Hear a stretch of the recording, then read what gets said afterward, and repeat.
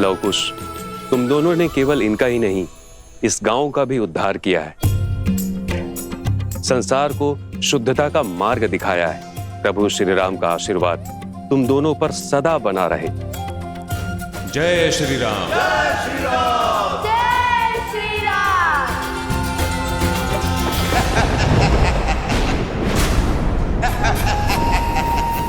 फिर हार गए? कुछ नहीं होगा तुमसे, किसी योग की नहीं हो तुम। रावण के कुल पर कलंक हो कलंक। तुम इतने निर्बल हो कि 2 बालकों से युद्ध नहीं कर पाए।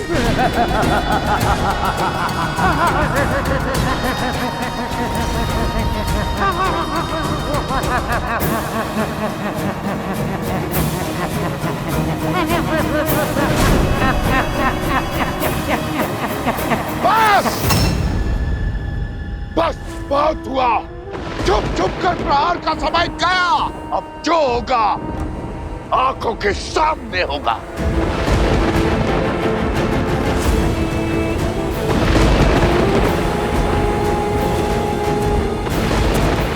रोकिए इन्हें। क्रोध में मनुष्य सदैव अनुचित कार्य करता है।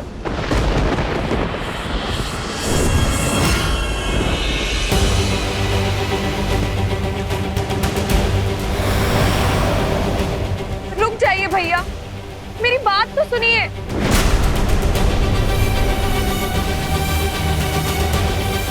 नहीं, मत छुड़ो इसकी। अपनी नाक तो कटवा ली, अब तुम्हारा अपमान करने चली है ये। रावण की मृत्यु का कारण भी तो यही है। राक्षस कुल के अंत का कारण ये है।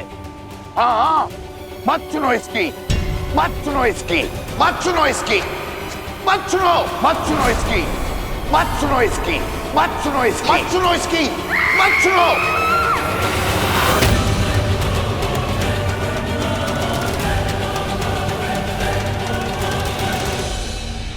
ये तो केवल शीश है भैया, आपके मार्गदर्शक है, आपका बल है, किंतु बुद्धि वो तो आपके भीतर है भैया। उन्हें अपने मस्तिष्क को नियंत्रित मत करने दीजिए। लवकुश को युद्ध के लिए ललकार कर हराना असंभव है भैया। उन्हें देवताओं का आशीर्वाद प्राप्त है। एक योजना सफल नहीं हुई तो क्या हुआ? यदि 100 योजनाएं भी सफल नहीं हुई तो भी क्या हुआ? हम अथक प्रयास करेंगे भैया। भैया, मुझे एक और प्रयास करने का अवसर दीजिए। छल और कपट के बिना लवकुश को हराना संभव नहीं है भैया। विनती है मेरी भैया, रुक जाइए। मैं जब तक लौटकर वापस ना आऊं, आप गुफा से बाहर मत निकलिएगा।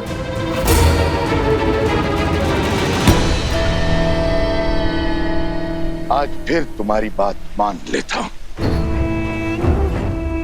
किंतु स्मरण रहे, ये अंतिम बार है। यदि आज लवकुश नहीं मरे तो रावण और राम के कुल के बीच एक भीषण युद्ध होगा, जो इतिहास बनेगा, जिसे संसार सदा स्मरण रखेगा। आप निश्चिंत रहें भैया, शीघ्र ही राम और सीता को लव और कुश के अंत की सूचना मिलेगी।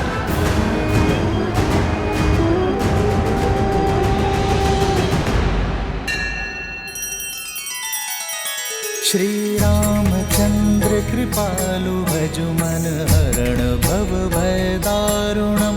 नव कंज लोचन कंज मुख कर कंज पद कंजारुणम।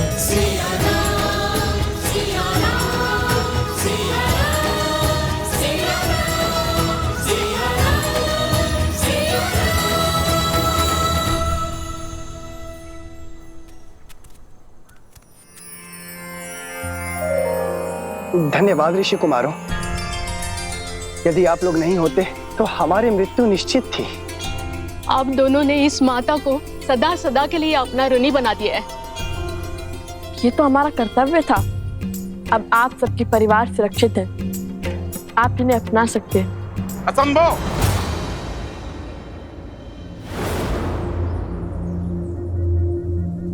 ये गांव के भीतर नहीं जाएंगे। क्यों? अपनों को अपनाने में कैसे संकोच? आज सुध लौट आई है, कल को पुनः खो गई तो? आज असुरों ने छोड़ दिया, कल को पुनः घेर लिया तो? कौन रोकेगा उन्हें? कौन बचाएगा हमें? सब अपवित्र हो गए हैं। ऋषि भारद्वाज के मंत्रों और माता गंगा के जल के बल से ये पावन हो चुके हैं। आपको चिंता करने की आवश्यकता नहीं है। आपने सहायता का प्रयास किया, उसके लिए धन्यवाद, किंतु इन्हें अपनाने का निर्णय मेरा है और मैं नहीं चाहता कि इनके नकारात्मकता का प्रभाव गांव वालों पर पड़े। ये विचार भी कैसे कर सकते हैं आप सरपंच जी? इसीलिए कि आपके संतान पर कोई संकट नहीं आया। मेरा पुत्र इन दो नन्हे वीरों के कारण मृत्यु के मुख से लौटा है और आप चाहते हैं मैं इसे पुनः खो दूं? मौन! पुरुषों के बीच में खड़ी होकर मुख खोलने की उद्दंडता करती हो। जब पुरुष बात करते हों तो स्त्रियों का कार्य सिर्फ सुनना है, प्रश्न करना या निर्णय देना नहीं।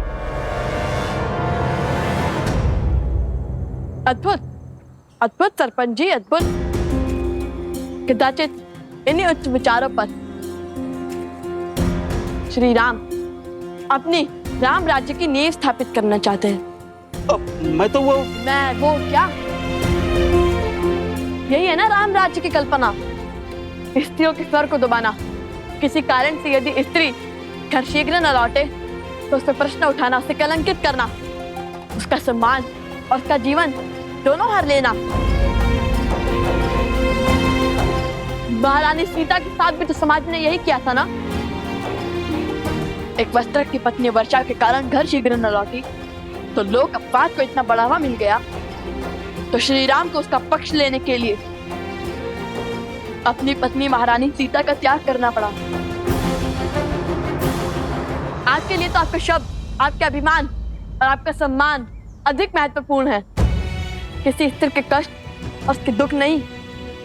आज अपने उसी सोच, उसी परंपरा के कारण एक माता को अपने पुत्र से भिन्न करना चाहते हैं आप। एक पत्नी को अपने पति से दूर करना चाहते हैं आप। संसार का सबसे बड़ा पाप करना चाहते हैं। क्यों?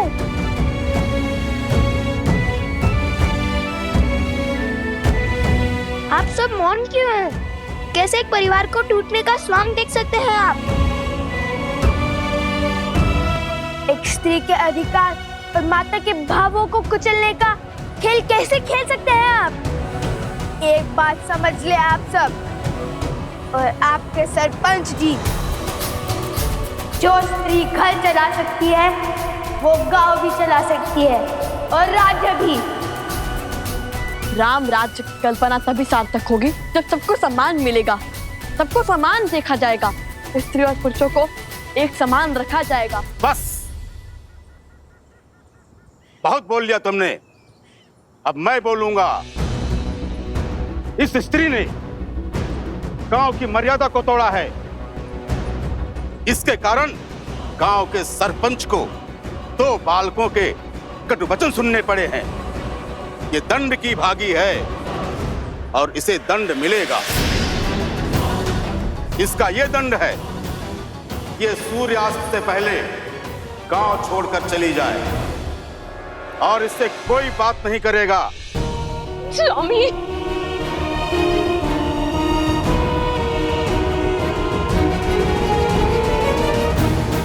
चलो। ये कैसा अनर्थ कर रहे हैं आप? ये उचित नहीं है, रुकिए। कुछ युवकों के शरीर में असुर शक्ति का वास तो था ही, किंतु इनके मन में भी असुर शक्ति का वास है। अब इसे कैसे समझाए, कैसे इन्हें न्याय और प्रगति के मार्ग पर लाए?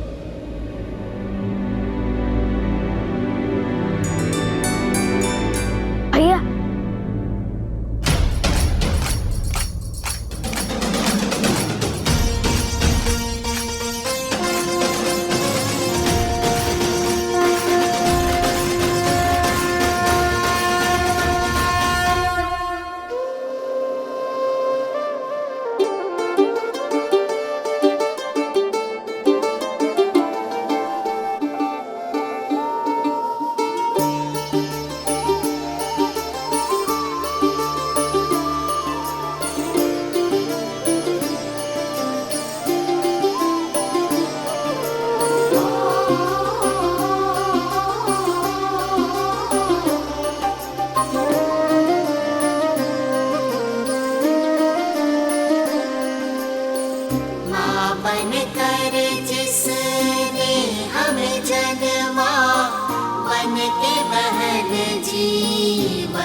को संवारा।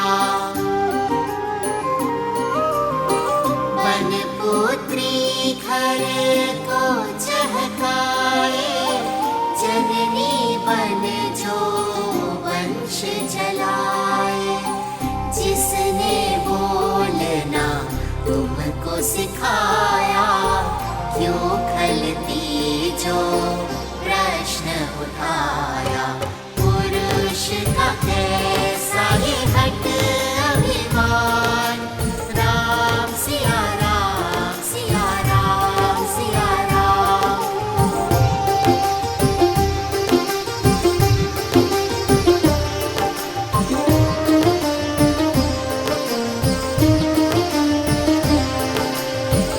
अर्धांगिनी जिसे शिव ने बताया, देवों ने भी शीश नवाया। हर नर की शक्ति वो नारी, पुरुष के सम जीवन अधिकारी। उसके नयन से जल जो बरसे, सृष्टि सुख सामर्थ्य को तरसे। कर खंडित उस नारी का मान, अधिकार नहीं भजना श्री राम। नारी का मान चाहे सिया राम, राम सिया राम सिया राम सिया राम, राम सिया राम सिया राम सिया राम। सरपंच जी, ये मान सम्मान और ये पद हमने आपको दिया है ताकि आप हमारा भला कर सकें, ना कि हमारे घर की स्त्रियों को अकारण दंड दें। सरपंच जी ने अन्याय किया है। ऋषि कुमारों की बात उचित है। जहाँ स्त्रियों का सम्मान न हो, उनकी भलाई की चिंता न हो, वो समाज कभी आगे नहीं बढ़ सकता। हम इस सरपंच को नहीं मानेंगे। अब जिस स्त्री ने अपने अधिकार और सम्मान के लिए ध्वनि उठाई है, वो हमारी नई सरपंच होगी। हाँ, यही है हमारी सरपंच। यही है हमारी सरपंच। हाँ, यही है हमारी सरपंच। यही हमारी सरपंच। ऋषि कुमारों, आपके कारण हमारी सोच से अधर्म और अन्याय का आवरण हटा। कृपया कर हमारी नई सरपंच का अभिषेक करें। हाँ, आप ही अभिषेक करें। हाँ, आप ही अभिषेक करें। अद्भुत पुत्रों, अयोध्या पहुंचने से पहले ही राम राज्य की कल्पना को सार्थक कर दिया। आयुष्मान भव। जय श्री राम, जय श्री राम, जय श्री राम।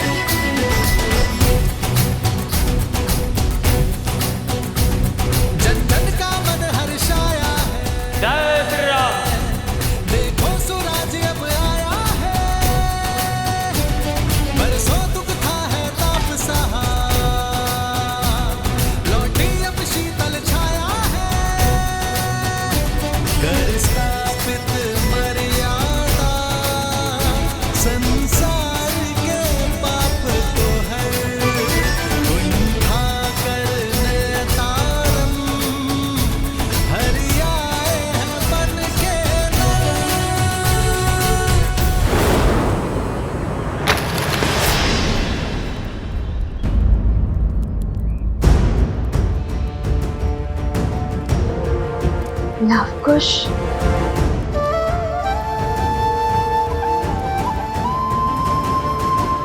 क्या हुआ देवी सीता?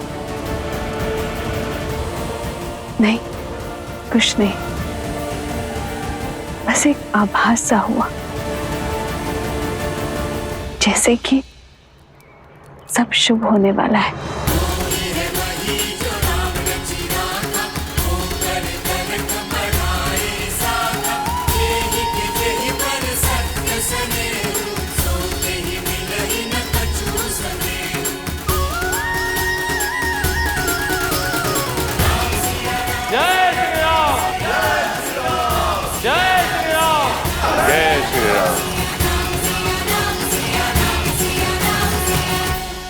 कोई कर्म जो मन को प्रफुल्लित कर रहा है, मानो जैसे जैसे शीघ्र ही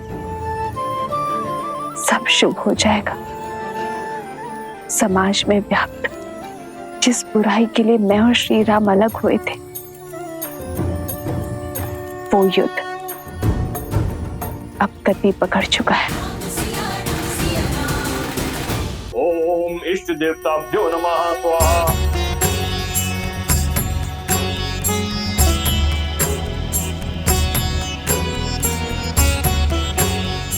भैया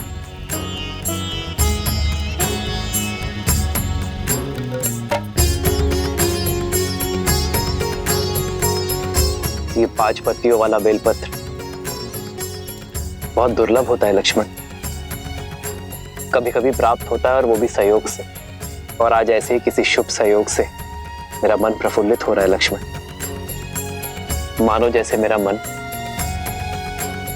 हर दुविधा से दूर हो, हर संकट से परे हो। कुछ शुभ अवश्य घट रहा है। हमारे अश्वमेध यज्ञ का अश्व हर स्थान से निर्विघ्न विचरण करता हुआ आ रहा है भैया। कदाचित वही आभास आपके मन में हर्ष का कारण है। नहीं लक्ष्मण, अश्वमेध यज्ञ का अश्व इसका कारण नहीं है।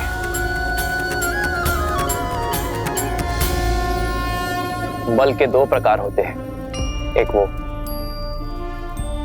जहां हम विरोधी को गिराकर उसे हराकर स्वयं को शक्तिशाली सिद्ध करते हैं, और दूसरा वो जहां हम अनुचित सोच को गिराते हैं, कुविचारों को हराते हैं। यदि यह अश्वमेध यज्ञ शक्ति का प्रतीक है, तो ये मेरी आशा है कि जिस कारण मैं और सीता भिन्न हुए, वो कारण ही समाज से मिटा दिया जाए।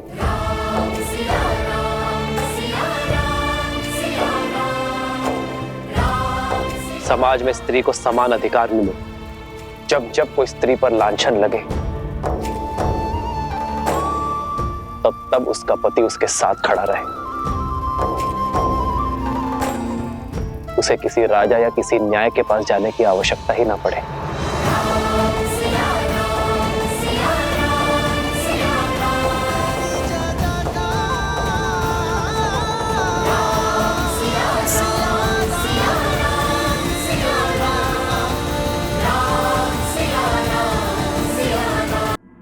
अति उत्तम भैया, आज तो आनंद आ गया।